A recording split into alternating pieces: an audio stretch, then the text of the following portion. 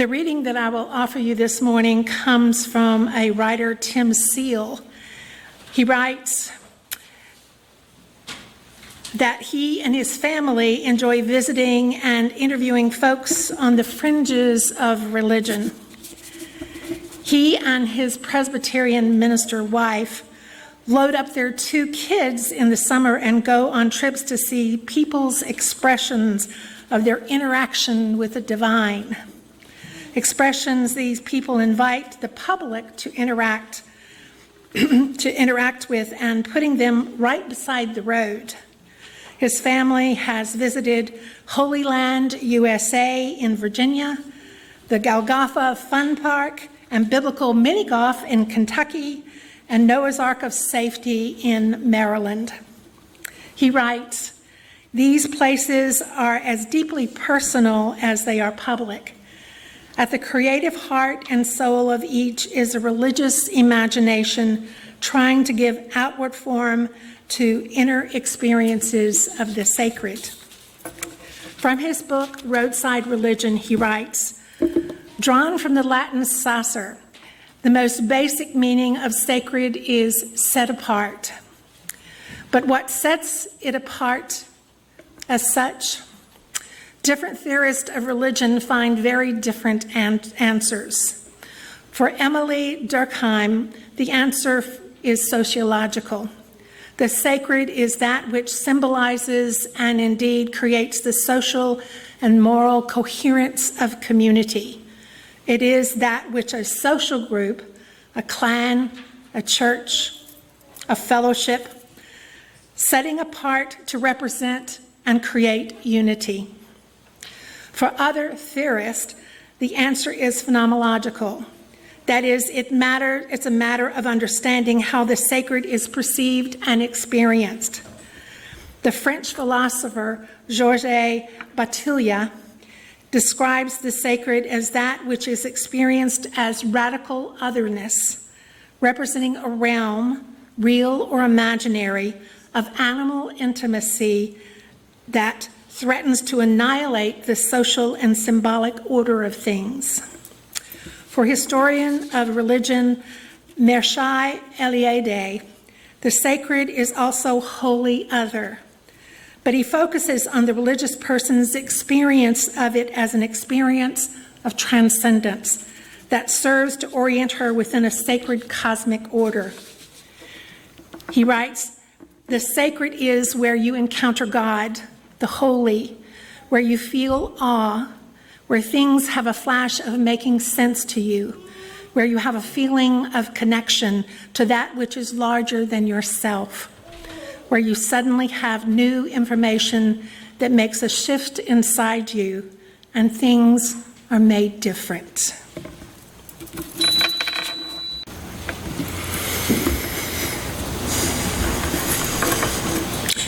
It is my usual practice to tie my homilies with one of the UU principles listed in the front of our hymnals. I hope you have taken the time recently to read the principles, as they are part of our spiritual practices, our spiritual beliefs, our covenant that holds us together as community and as a faith community of this country and the world. If you are like me, you need regular reminders of the covenant we make with one another as Unitarian Universalists. For me, these are the strong values and moral guides that drew me together in community with you and all other UUs. We live out these principles within a living tradition of wisdom and spirituality, drawn from sources as diverse as science, poetry, scriptures, and personal experience. These are the 6 sources of wisdom our congregations affirm and promote. They too are listed in your hymnals. Petra and I would like to share those sources with you this morning. The first is direct experience of that transcending mystery and wonder affirmed in all cultures which moves us to a renewal of spirit and openness to the forces which create and uphold life. Next up is words and deeds of prophetic people which challenge us to confront powers and structures of evil with justice, compassion, and the transforming power of love. Wisdom from the world's religions which inspire us in our ethical and spiritual life. Jewish and Christian teachings which call us to respond to God's love by loving our neighbors as ourselves. Humanist teachings which counsel us to heed the guidance of reason and the results of science, and warn us against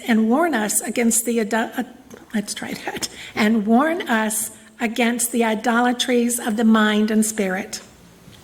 And lastly, spiritual teachings of earth-centered traditions which celebrate the sacred circle of life and instruct us to live in harmony with the rhythms of nature. Thank you. When we find ourselves standing on a holy ground, we discover that source that is the transcending mystery and wonder which moves us to the renewal of the spirit and an openness in the forces which create and uphold life. It is sacred ground. It is holy ground. To quote again Mircea Eliade, holy ground is where you encounter God, where you feel awe, where things have a flash of making sense to you, where you have a feeling of connection to that which is larger than yourself, where you suddenly have a new information that makes a shift inside you and things are made different. That place where you feel the radical otherness which is outside the ordinariness of everyday life. When you have that feeling, is it inside you or is it in the place itself? Some believe, of course, that there are real sacred places that exist where ley lines and vortices of energy come together. Vortexes are areas of high energy concentration originating from magnetic, spiritual, and sometimes unknown sources. Worldwide, they are places like the Great Pyramid of Egypt, the Stonehenge in England, and are perhaps the most well-known as the centers of vortex activity. I am told there are 24 active vortices nearby between Black Mountain and Waynesville, North Carolina. This is one of the most concentrated number of vortices and power points anywhere in this country, making eastern North Carolina a place of enormous spiritual power. Imagine that.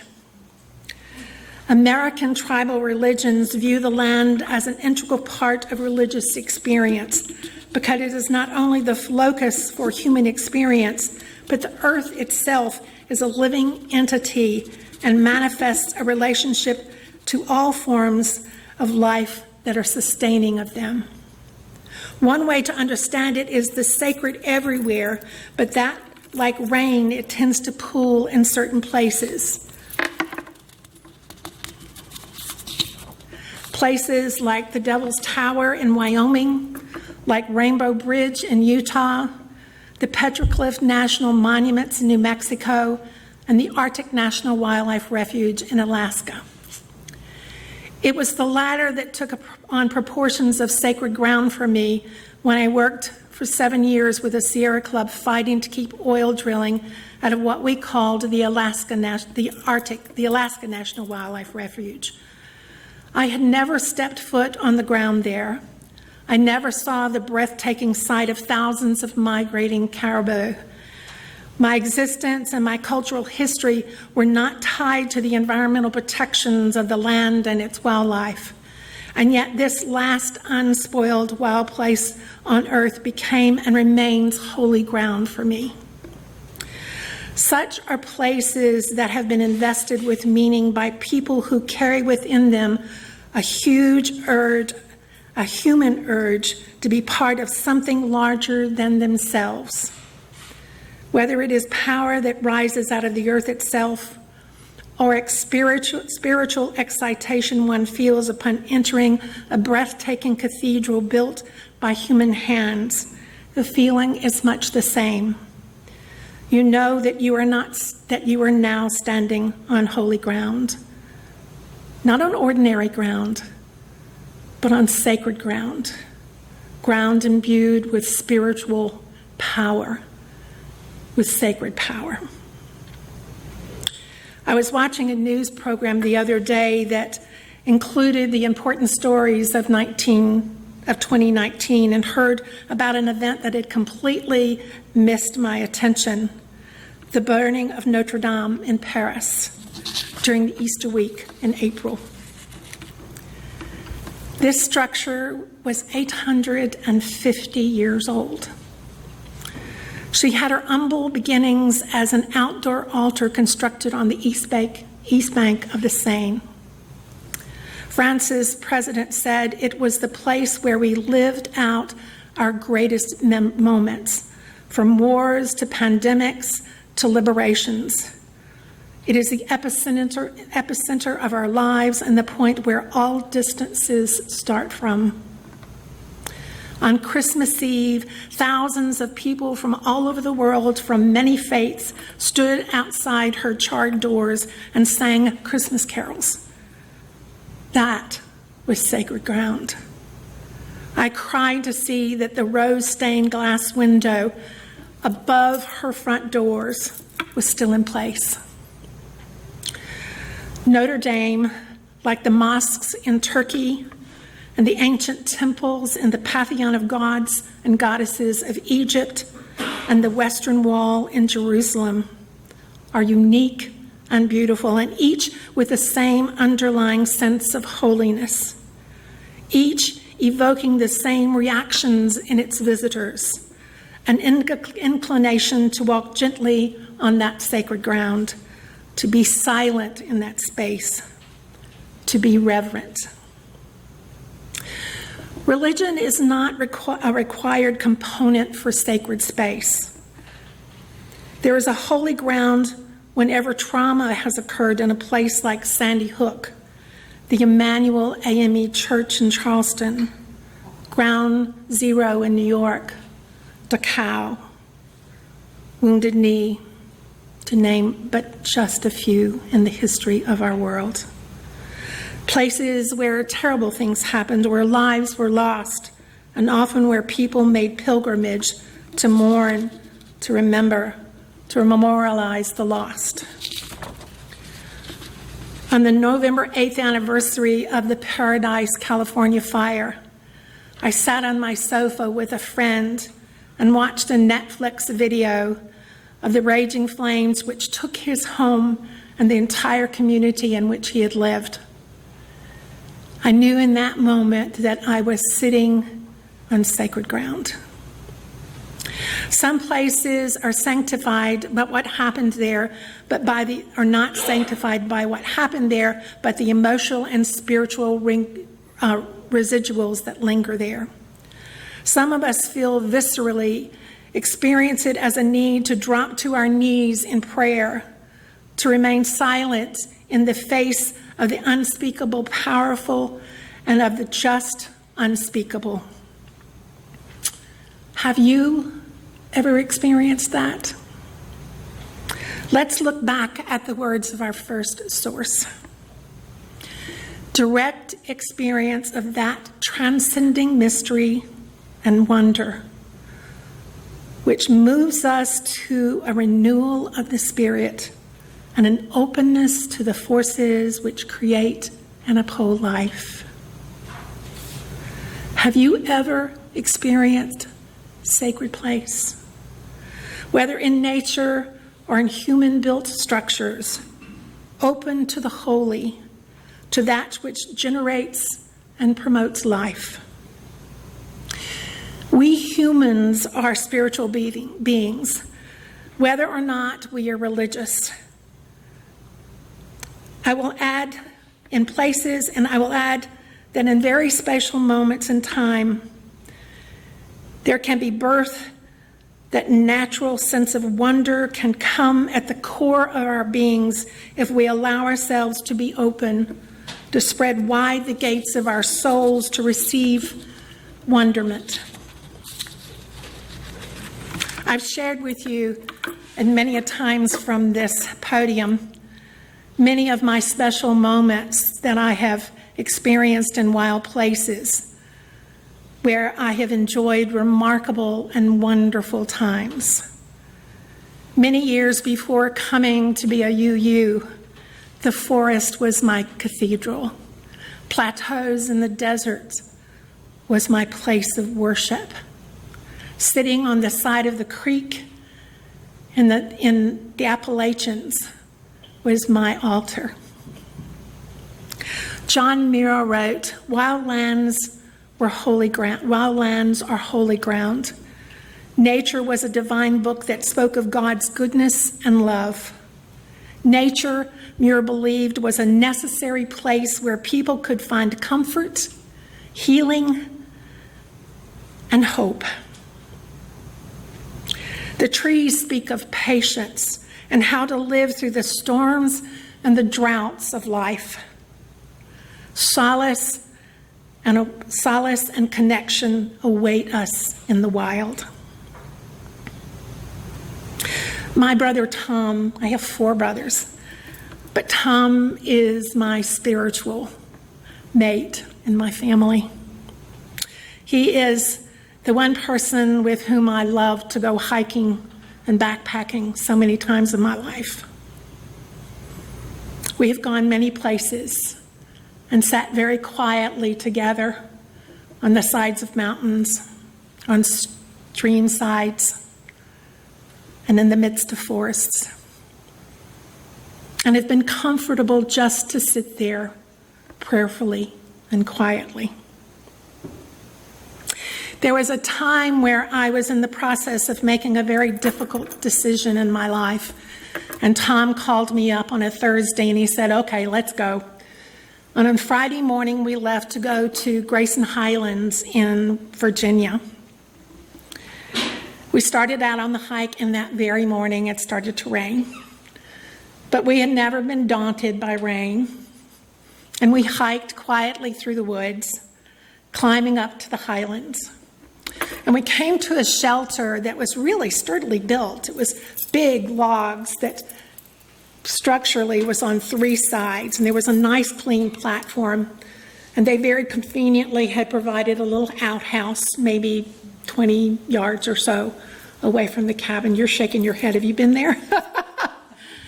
Anyway, we set up camp, and we hiked around on the top of the Grayson Highlands.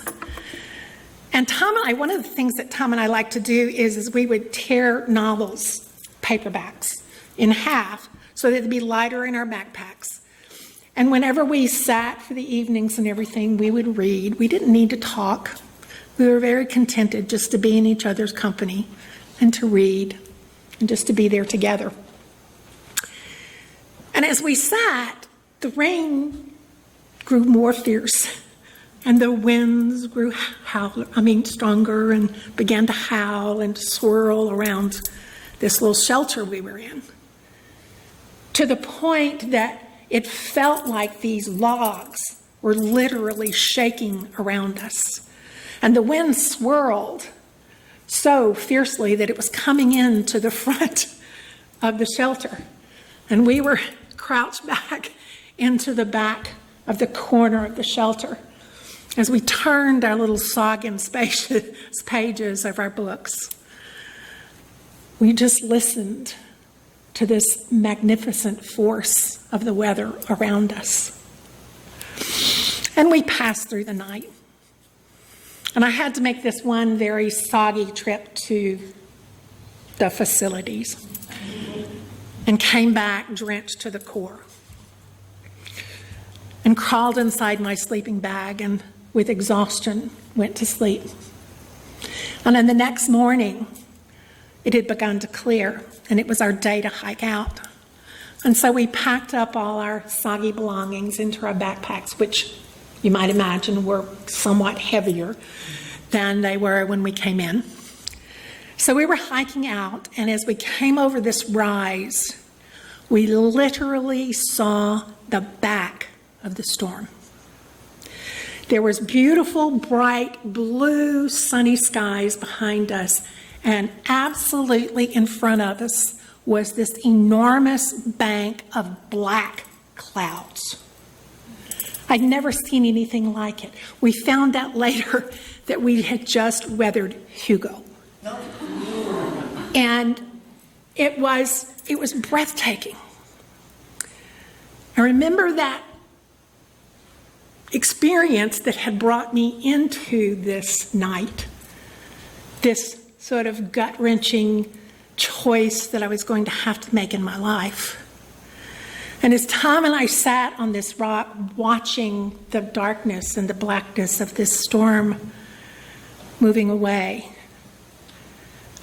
he didn't have to talk. I didn't have to talk. But in that moment, I knew that whatever it was in my life would pass. Whatever decision I made, it would go away. And in that moment of sort of peaceful understanding, 6 hikers show up. And they have to do an entire dialogue about what they were seeing. And the moment was lost. There's so many times when you really want to be alone in the cathedral of the woods, and somebody has to add a commentary. But I never lost that moment. That moment still lives inside of me. It is still there. And I remember that vision of the darkness moving away. I'm reminded of that moment when I read this poem that I found when I was preparing for this service. Among my favorite writer, Mary Oliver. As a woman who loves the woods, I absorb and I soak in her words every time I read her. Mary Oliver, by the way, passed away this year in January. She wrote, "Ordinarily, I go to the woods alone with not a single friend, for they are smilers and talkers, and therefore unsuitable. I don't really want to be witnessed talking to catbirds or hugging the old black oak tree. I have my ways of praying, as you no doubt have yours. Besides, when I am alone, I can become invisible.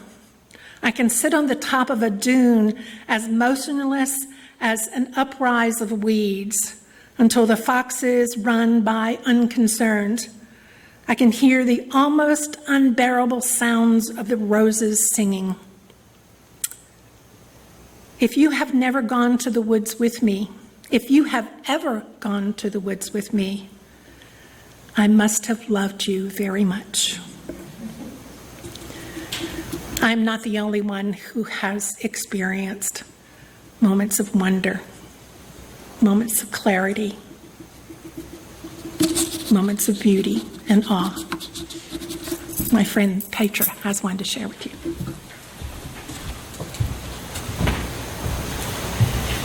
So we often think of sacred spaces as places of quiet, both external and within, but it turns out that sometimes a sacred moment is found from chaos, maybe a controlled chaos, but chaos nonetheless. I used to be a skydiver. So here's what I typically experienced in stages that led to a sacred space and a sacred moment, and it did in fact require being with other people. It wasn't something I could do by myself. So I guess, as Mary Oliver said, yes, sometimes one invites people. So So let us imagine that it is a hot summer day and you're at a rural airport and it's noisy and there's all sorts of people running around. And from this, in stages, I'm going to come to a sacred moment of awe. So typically, you would find me kneeling near the ground, packing my parachute, getting ready for the next skydive.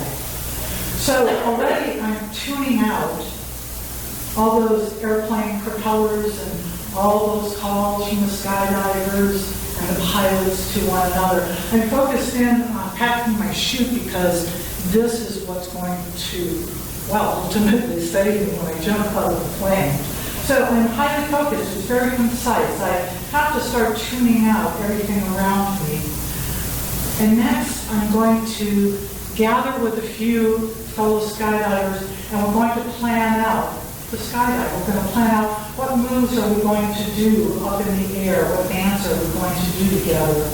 And so now my focus is on this very small group of people.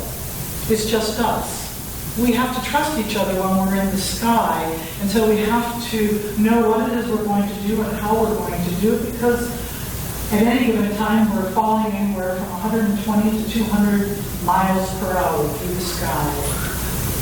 So we get our gear on, and now we're loading into the airplane.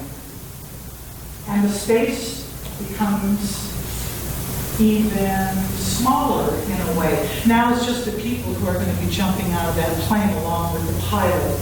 This already is starting to become the launching pad for the sacred moment.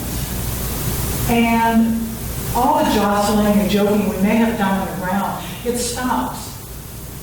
You're going to be in the plane for anywhere from 20 to 30 minutes and it's quiet. Oh, someone might tell a stray joke or so.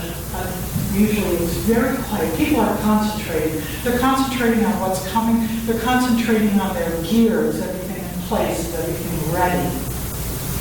And then it comes, the plane is on what's called the jump run.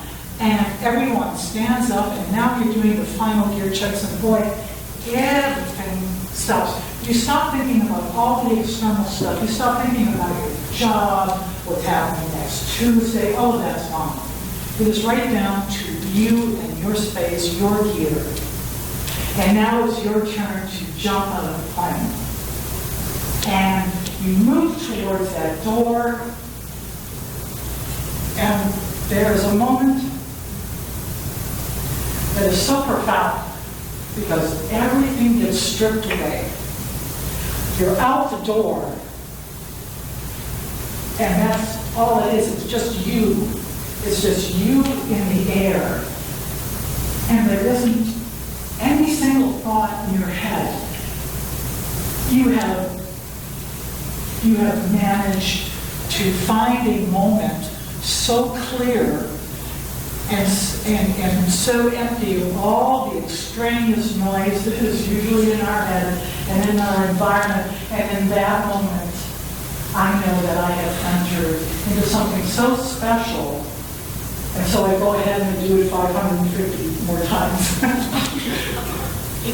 I never knew it at that time that that's what was happening. I just knew I wanted it again and again, and later on I pieced together that, like Mary Oliver, I chose to be with these people.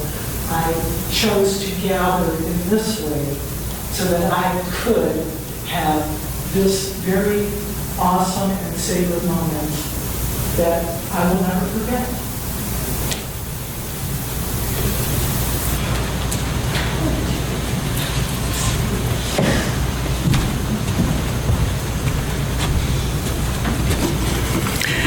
She's a braver woman than I am.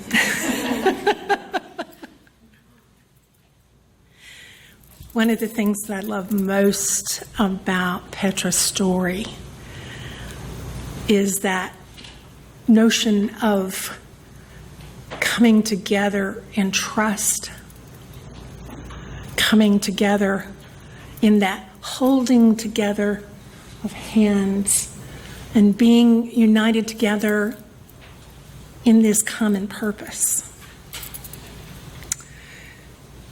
When we talk about our covenant, when we speak our covenant each Sunday morning as a community, that is a metaphorical way of our joining hands.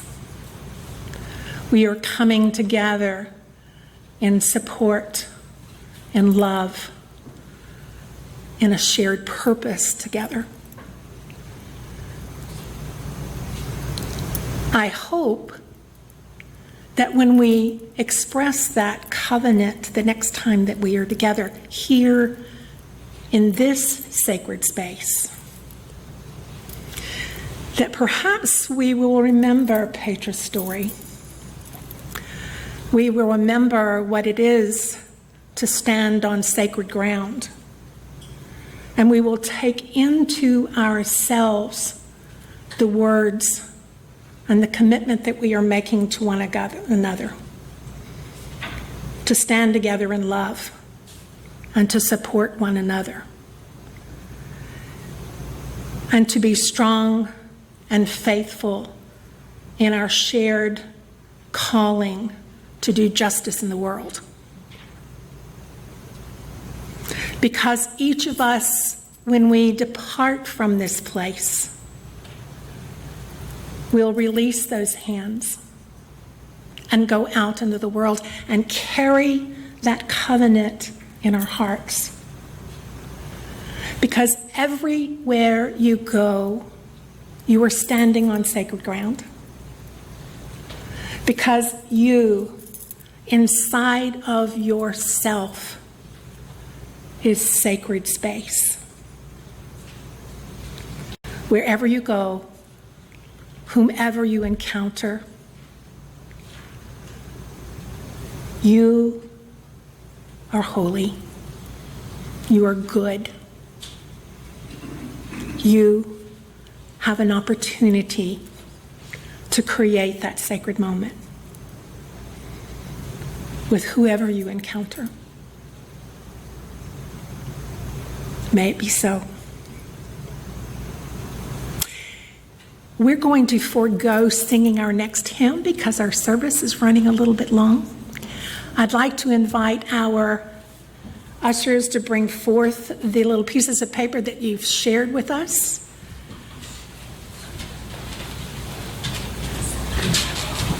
Thank you.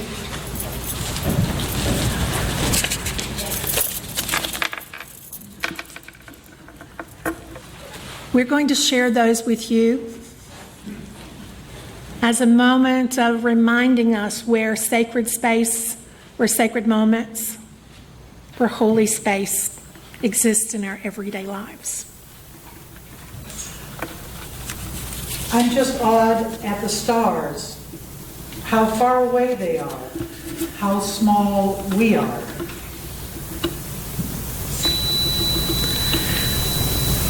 To look up to see an eagle soaring and listen as one by one each cancer survivor along the river announced eagle on this clay of all sacred above our cancer. My dog and I joined the South Carolina Therapy Dog Team for an evening gig with Massey Salem Elementary's Literacy Night. A third grade boy declared his intent to give my Gloria a massage. His pinching finger movements kept Gloria delightfully still. My aching back somehow felt its splendid comfort too. Tired, hard to stay awake.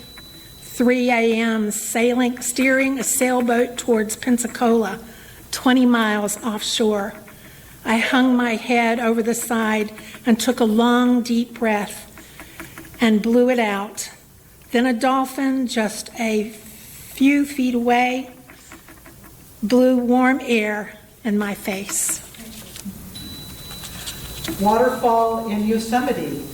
There was ice everywhere, but one flower was blooming, and a hummingbird was at us. I started a new career and started a new chapter in my life. There are two here. The first time I ever stepped into circle at my first Wiccan ritual. Also, every time our advanced learner students tell me how much they enjoy our class and love coming back. In 1968, in Petra, I crested a hill in the Great Rift Valley. The sun was shining through clouds on the valley below. It was the most beautiful scene in nature I had ever seen. Watching the sunrise over the ocean while dolphins passed on the beach at Pawleys Island. I've traveled and seen many beautiful mountaintops, waterfalls. My most beautiful, profound moment of awe was giving birth to Jonah. Awe was giving birth to Jonah and my papa passing away within 14 hours. First, I was angry and thought I wish I had never knew papa because the pain was so great. Then I began to think about what life would not have been without him, and that moment of awe and peace surrounded me. How lucky I was to have such a soul to guide me. Beauty. Snowmobiling in a Utah canyon, being overwhelmed by the number of stars visible. Years ago, hiking on a cold winter day, I locked eyes with a deer swimming across a river. We became one. When I first saw Nancy. Upon seeing Mount Rainier near Seattle.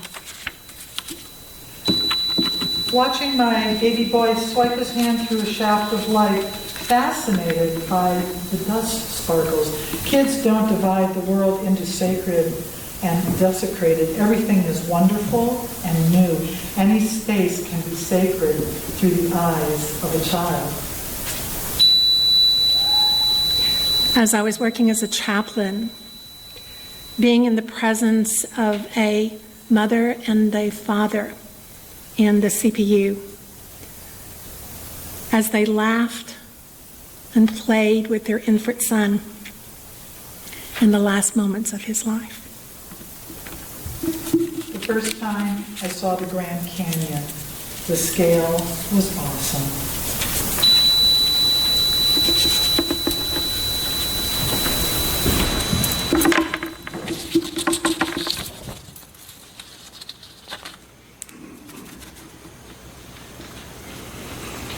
We'll sit now for a few moments of quiet.